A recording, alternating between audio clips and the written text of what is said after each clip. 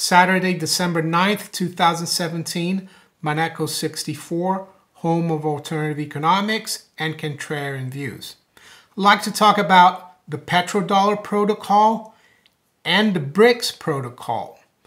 Not familiar terms, but I'm borrowing the protocol word from cryptocurrencies. All cryptocurrencies and tokens have a protocol, which are rules and parameters that exist that create that token or cryptocurrency. And before I go on to the main subject of the video, I'd like to recommend the viewers this article. It's a three-part article, so there's three articles. It's called Crypto Cornucopia. I'll put the links below in the description. And it's authored by Dr. D via Raul Ilargi Majors, the Automatic Earth blog. Part 1 is Bitcoin is a trust machine. Part 2 is this system is garbage, how do we fix it? And part 3 is a system with no justice, no order, no rules, and no predictability. So I highly recommend people read these three articles. Well, one article with 3 parts. They're long, they're on zero hedge, but if you really want to understand why Bitcoin has become so popular, why it's taking place, cryptocurrencies, you need to read this. I could go over it. I mean, I probably have gone over it before in my videos, but it's always good to read different people and listen to different people. One thing that is really interesting from the part 2 that I really liked is this part. It says, and this is about the Bank of Japan. So this, and I quote, so this unelected, unaccountable bank, which creates its coin from nothing without limit or restraints, now owns 75% of the actual hard labor assets, indeed the entire wealth history of Japan. It took from the Edo period in 1603 through Japan takes the world 1980s until 2017 to create the wealth of Japan. And Kuroda, who was the governor of the Bank of Japan, it took him only 6 years to buy it all. What madness is this? So that's the kind of interesting articles they are. Am I saying that people need to buy Bitcoin, forget about gold, just stick to cryptocurrencies? No, I think it's good to have both, a balance. Gold and silver are still part of they're still preservers of wealth. I know cryptocurrencies have gone berserk in the last 12 months. Bitcoin has gone from just under 1,000 in the beginning of the year to around 15,000 right now. Huge returns. So let's go to the Petrodollar protocol. Basically, that started in the early 70s. Before 1971, the global monetary system was on the Bretton Woods protocol, which was drawn up just a year before the end of World War II at the Bretton Woods Conference in New Hampshire in the US in 1944. The major allies, major countries of the world met and designed the monetary system, the Bretton Woods system, which placed the dollar at the as the anchor of the system. $35 was going to be redeemable by 1 ounce of troy ounce of gold. Only central banks, of course, could redeem dollars for gold. Domestically, the U.S. Americans couldn't since 1933. So we had the Bretton Woods Protocol until 1971, and I brought up this chart here: U.S. government. Budget surplus / deficit and total debt. So from 1901 to, it's actually to 2011, so it's slightly, or actually, sorry, it's a forecast to 2021. you can see here that up until 1971, that line there, that red line, the national debt, was pretty much near that zero line.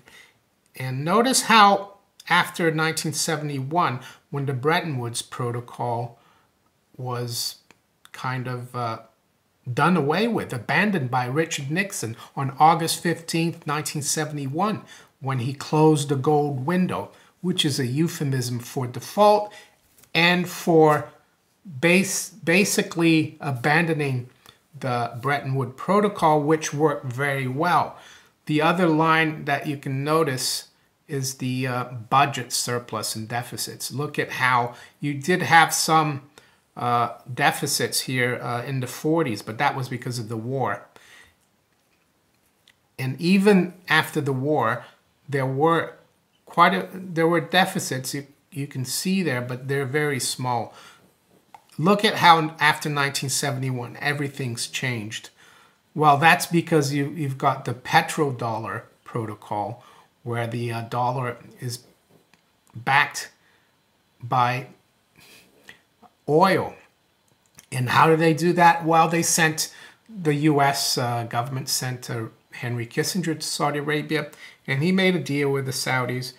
The deal basically was, we'll protect your kingdom militarily, we'll buy your oil, but there's one condition: you have to buy your oil in dollars backed by nothing, not backed by gold.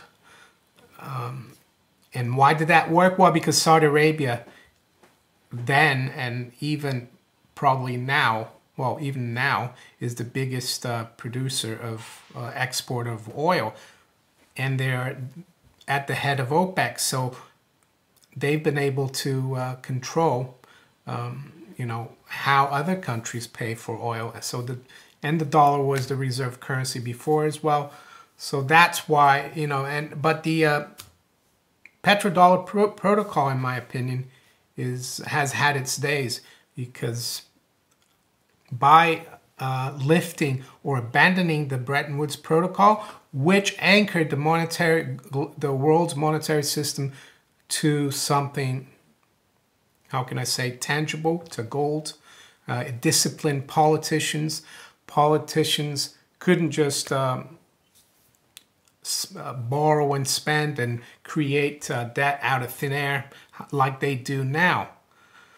But we've come to a point, in my opinion, where that protocol is on its last legs. And why do I talk, why did I say there's a BRICS protocol? Well, just like the grassroots movement through cryptocurrencies and Bitcoin to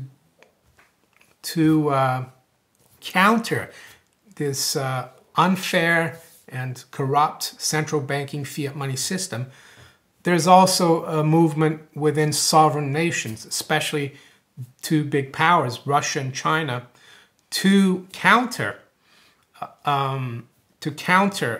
this fiat money system, central banking, Federal Reserve, ECB, Bank of England, Bank of Japan, or how can you say, the BIS, Bank for International Settlements, Petrodollar fiat money system.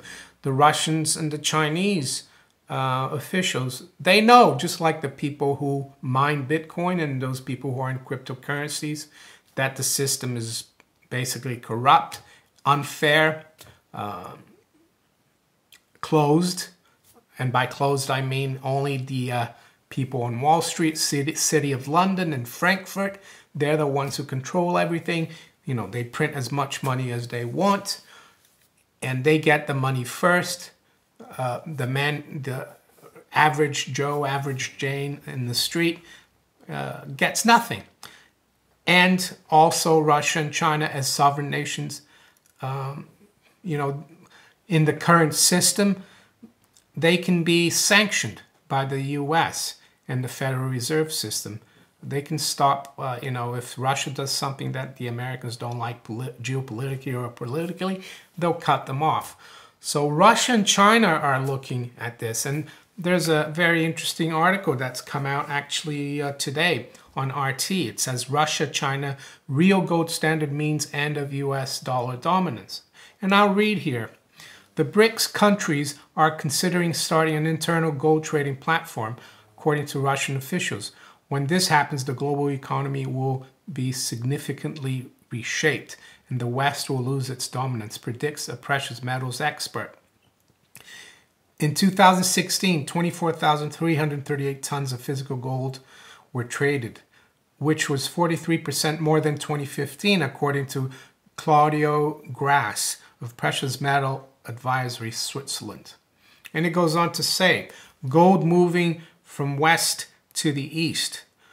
And I quote, we have to put the BRICS initiative into a broader context. It is just part of a geopolitical tectonic shift which started decades ago. We have seen a constant outflow of physical gold from the west to the east. At the same time, the West has lost the economic war. And as a consequence, the focus now turns to the financial system. China dominates the world economy and has displaced the US as the world's most formidable economic powerhouse, he told RT. That's Claudio Grass. I don't disagree with him. I've made 2 videos. One is a part 1 and part 2. The other is a part 2 video about the knockout blow of the to the petrodollar by the Chinese yuan. I'll put those in the cards above. So that's the BRICS protocol, in my opinion. It's not official, of course,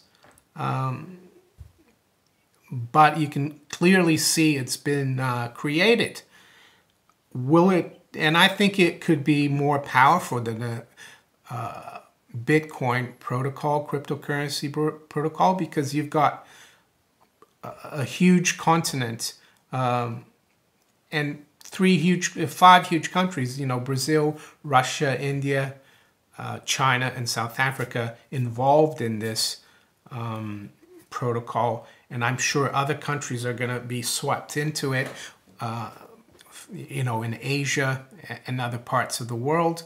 Is that to say that cryptocurrencies, you know, are going to go out of fashion? No, I don't think so. I think the blockchain is very important technology for the future. It's going to change the way people work.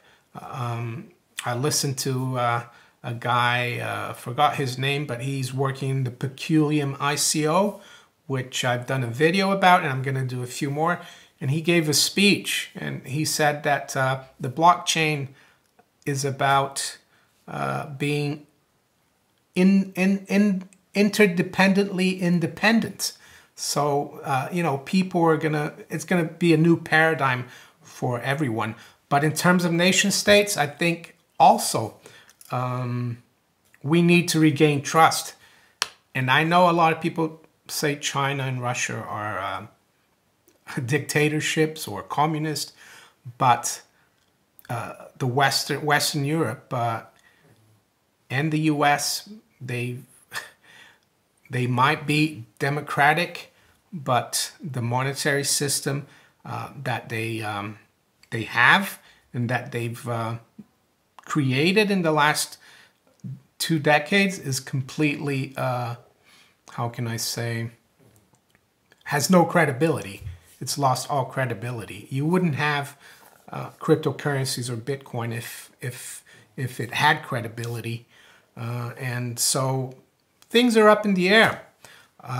It's a very interesting time that we live in, and yeah, keep your you know, keep diversified. Don't put all your eggs in one basket. Don't just look at Bitcoin. Look at other cryptocurrencies and the tokens as well. The tokens are basically, I would say, applying blockchain technology and other technologies to other sectors of the economy to make them more efficient, more transparent, more decentralized, more interdependent, but at the same time independent. I would never have thought that I'd be doing videos for, you know, video reviews of ICOs 2 years ago when I started my channel with 0 subscribers. That's something that I never imagined doing. So things change very quickly. So yeah, that's what I wanted to talk about. The BRICS protocol, the cryptocurrency protocols, they're all going to overwhelm the petrodollar, BIS protocols, unless, the West, and by that I mean the politicians in Europe, in the UK, in Japan, in the US, in Canada, unless they reform things, unless they truly change our banking system, unless they truly reform our monetary system. And I think that's, I wouldn't hold my breath for that to happen. So the future looks bright for the BRICS protocol and the cryptocurrency protocol. So if you enjoyed this video, please like, share it, subscribe to my channel if you haven't yet. And you can also follow me on Steemit, on DTube, which is also running together with Steemit.com. And you can follow me on Twitter as well. So I'll talk to you later. Take care. Bye.